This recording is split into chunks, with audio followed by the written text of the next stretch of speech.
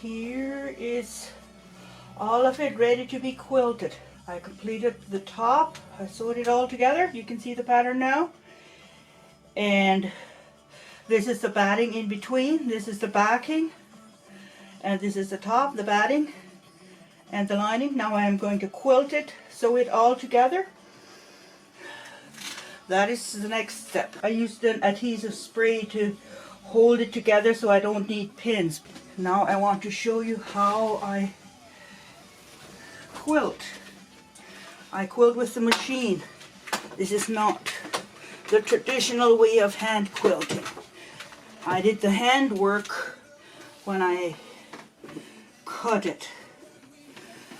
So I like to start in the middle.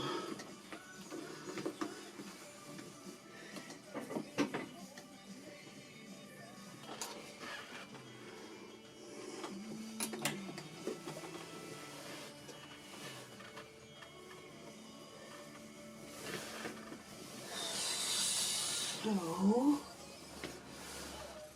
I've never done this pattern before, and I agreed not to sew it too tight so that it drapes well.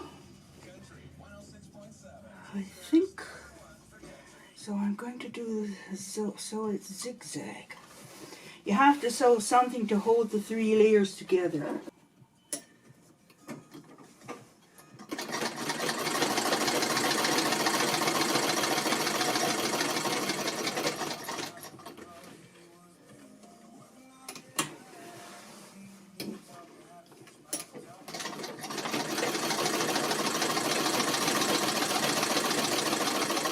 So this is how I'm going to keep on sewing until the whole thing is sewed.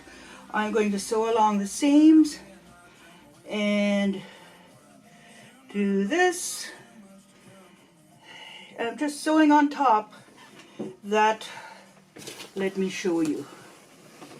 See, that holds the 3 layers together. And that's what quilting is all about. This is the finished product. This is the quilted pattern. I quilted rather loosely around the outside so it would drape better. I wanted the heart to be quilted more tightly so it would show up. As you can see, the heart is in the middle, and maybe you can see that it's quilted more tightly, and around the outside I just quilted around the large 4 patches, and the grey crescents I didn't quilt at all because I sewed around here and I sewed here. That should hold the batting down. I think it will stand washing. I assume everybody's home collects a little bit of dust, and that the customers might eventually want to wash it. For that reason I have to sew it together so that all the 3 layers will hold when it washes and dries in a spin dryer. And I think it's sewed good enough for that, but not too solidly so that it will drape nicely. Let's drape it over my chair. Okay, I think it drapes nicely, and her chest will not be as sharp a drape, as sharp as a curvature, so it should drape nicely.